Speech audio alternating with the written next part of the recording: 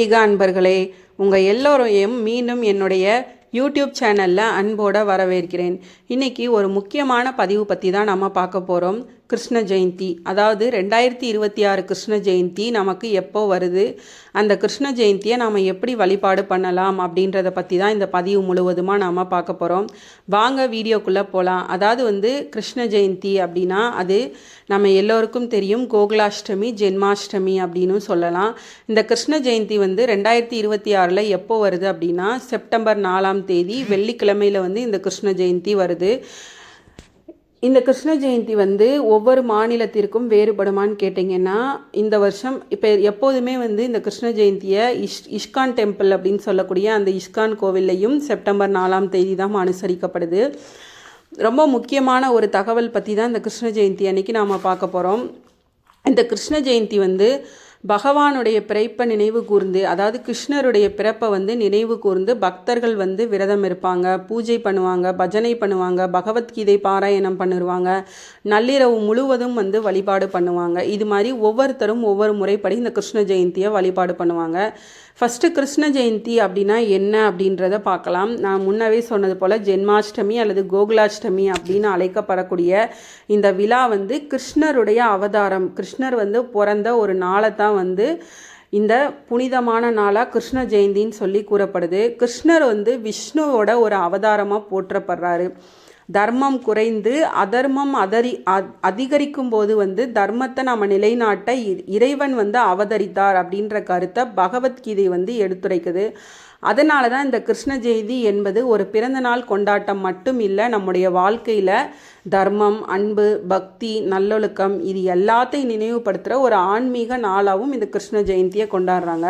நம்ம முன்னவே சொன்னோம், நிறைய பஜனைகள் பண்ணுவாங்க, நள்ளிரவில் கிருஷ்ணரை வழிபாடு பண்ணுவாங்க அப்படின்னு.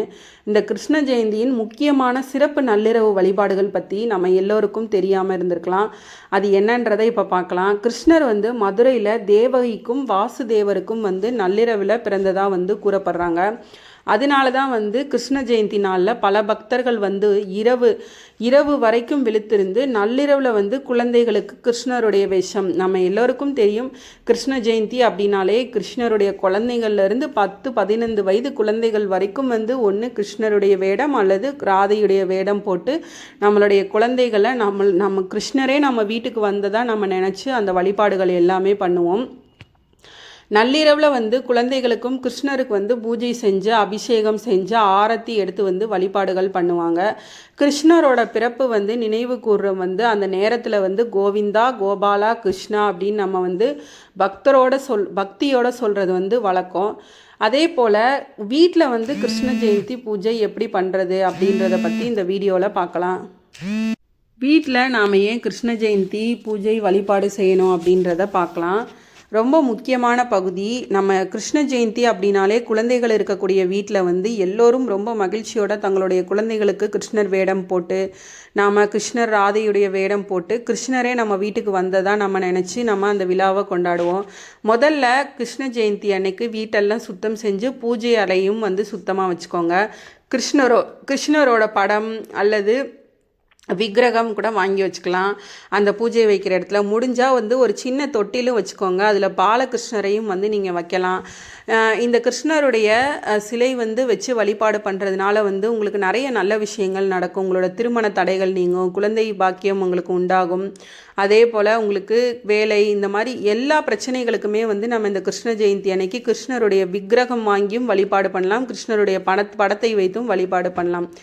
அதே போல் பூக்களால் நீங்கள் கிருஷ்ணரை அலங்காரம் பண்ணிக்கோங்க. அலங்காரம் பண்ணிவிட்டு ஒரு சின்ன நெய்வேத்தியம் ஏதாவது வச்சுட்டு விளக்கேற்றி தீப ஆராதனையெல்லாம் காட்டி நீங்கள் வழிபாடு பண்ணிக்கோங்க.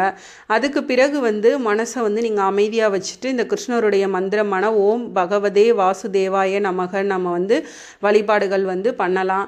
அதே போல் வாசலில் கிருஷ்ணருடைய பாதம் ஏன் வரைகிறாங்க அப்படின்னா, நம்ம குழந்தைங்களுக்கு அழகாக கிருஷ்ணருடைய பாதம் வச்சு வழிபாடுகள் பண்ணலாம். கிருஷ்ண ஜெயந்தி என்றாலே நம்முடைய வீடுகளில் ரொம்ப மிகவும் அழகாக செய்யப்படுற ஒரு விஷயம்தான் கிருஷ்ணருடைய பாதங்கள் வரைகிறது.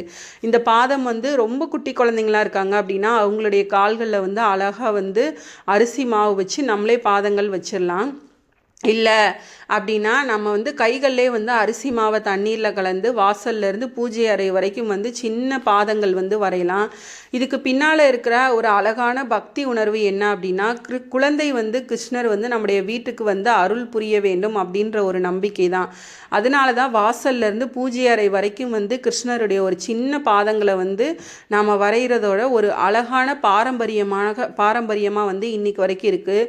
கிருஷ்ணருக்கு என்ன நம்ம நெய்வேத்தியம் வைக்கலாம் அப்படின்னா, கிருஷ்ணர் அப்படின்னாலே நம்ம எல்லோருக்கும் நினைக்கு வர்றது என்ன? வெண்ணெய்.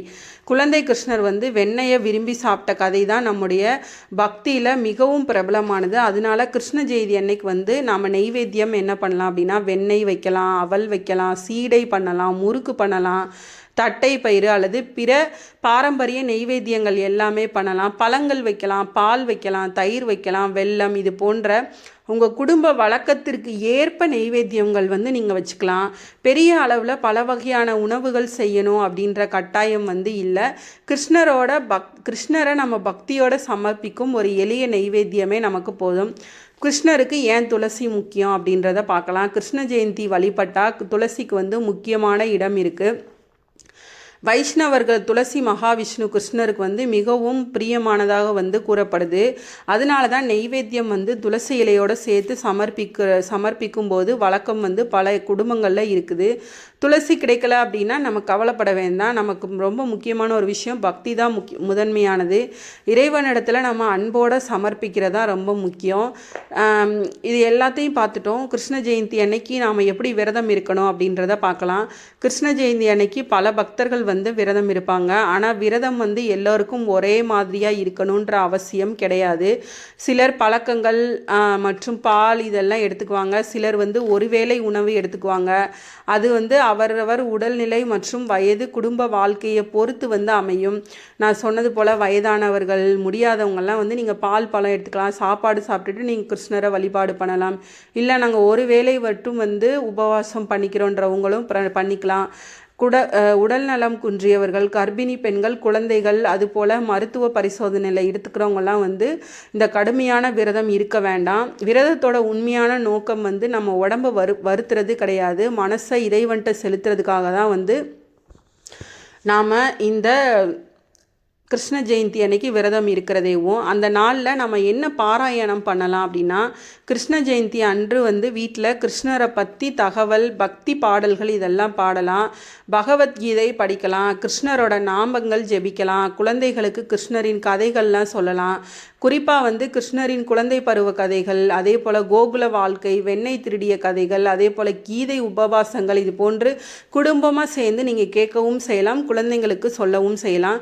இப்படி செஞ்சால் விழா வந்து ஒரு பூஜையாக மட்டும் இல்லாமல் அடுத்த தலைமுறைக்கும் நம்முடைய ஆன்மீக பாரம்பரியத்தை எடுத்து செல்றதுக்கு ஒரு வாய்ப்பாக கூட நம்ம மாறும். இந்த நள்ளிரவு பூஜைன்னு சொன்னாலும் அந்த நள்ளிரவு பூஜை எப்படி பண்ணணும் அப்படின்னா, கிருஷ்ண ஜெயந்தியோட ஒரு முக்கியமான தருணம் தான் இந்த நள்ளிரவு நேரத்தில் வீட்டில் விளக்குகள் ஏற்றி கிருஷ்ணருக்கு சிறிய அபிஷேகம் செய்கிறது. அதே போல் விக்கிரகம் இருந்தது அப்படின்னா உங்கள் குடும்ப வழக்கப்படி பால், தயிர், தேன் இது போன்ற பஞ்சாமிர்த அபிஷேகங்கள்லாம் செய்யலாம். அதுக்கு பிறகு வந்து ஒரு புதிய வஸ்திரம் அணிவித்து சந்தனம், பூக்கள், அது மட்டும் இல்லாமல் துளசியும் சமர்ப்பிக்கலாம். நெய்வேத்தியம் வச்சு ஓம் நமோ பகவதே வாசுதேவாய நமக அப்படின்னு ஆரத்தி எடுக்கலாம். அந்த நேரத்தில் எல்லோரும் சேர்ந்து கோவிந்தா, கோபாலா, ஜெய் ஸ்ரீ கிருஷ்ணா அப்படின்னு பக்தியோடையும் சொல்லலாம். நள்ளிரவு பூஜை செய்கிறவங்க இது மாதிரி பண்ணிக்கோங்க. கிருஷ்ண ஜெயந்தியோட ஒரு ஆன்மீக முக்கியத்துவம் பற்றி பார்க்கலாமா இப்போது? கிருஷ்ண ஜெயந்தி நமக்கு ஒரு மிகப்பெரிய ஒரு வாழ்க்கை பாடத்தை சொல்கிறது. கிருஷ்ணர் வந்து நமக்கு பகவத்கீதையின் மூலம் வந்து கடமை செய்யணும், ஆனால் அதுக்கான பலனை வந்து நம்ம உடனே எதிர்பார்க்கக்கூடாது. நம்ம வந்து கடமையை செய்யணும், அதோட பலனை பற்றி பற்றை வந்து நம்ம குறைக்க வேண்டும். பற்று அப்படின்னா நம்ம ஒரு கடமையை செஞ்சுட்டு அதோட பலன் வந்து நமக்கு உடனே கிடைக்கணும்னு சொல்லி நம்ம எப்போவுமே நினைக்கக்கூடாது.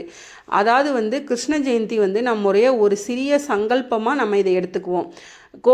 கோபத்தை குறைச்சிக்குவோம், பொய் பேசுகிறத தவிர்த்துக்குவோம், முடிஞ்ச வரைக்கும் பிறகு நம்ம நிறைய உதவி செய்வோம், நம்முடைய கடமையை நேர்மையாக செய்வோம், இறைவன் வந்து நம்பிக்கையோடு நினைப்போம். இதுதான் வந்து கிருஷ்ண ஜெயந்தி உண்மையாக கொண்டாடுறதுக்கு ஒரு அழகு.